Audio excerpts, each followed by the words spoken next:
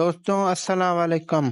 सिंधी ड्रामनि जो बहितरीन ऐं नाले वारो अदाकार ख़ादिम खोखर ड्रामनि में खूनी माण्हू जे नाले सां मशहूरु अदाकार ख़ादिम खोखर केरु ऐं किथां जो आहे? अदाकार ख़ादिम खोखर खे सिंध में एतिरी शोहरत छो ऐं कीअं मिली? अदाकार ख़ादिम खोखर ख़िलाफ़ सोशल मीडिया ते काफ़ी ख़बरूं वायरल आहिनि।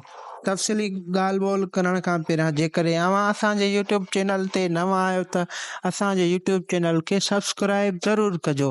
हलूं था पंहिंजे मेन टॉपिक जी तरफ़। दोस्तों, सिंध जो बहितरीन ऐं नाले वारो अदाकार ऐं फ़नकार ख़ादिम खोखर 4 सेप्टेम्बर 1979 में दादू शहर में पैदा थियो।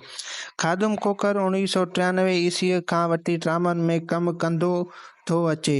दोस्तों, जॾहिं अक्टूबर 2002 में KTN TV लॉन्च खां पोइ ख़ादिम खोखर KTN TV ते कमु करणु लॻो। ख़ादिम खोखर खे बेपनाह मक़बूलियत पत्थर ड्रामे में मिलियो ऐं उन खां पोइ ख़ादिम खोखर मश्करनि जे ॻोठ ड्रामे में बि कमु कयो। अटिकल 200 खां मथे ड्रामनि में सिंधी टेलीफिल्म में कमु करे चुको आहे।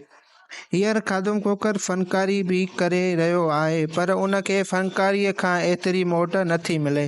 दोस्तों, जेकॾहिं वीडियो पसंदि अचे त असांजे चैनल खे सब्सक्राइब ज़रूरु कजो। हलूं था ऐं मिलंदासीं हिकु नई वीडियो में।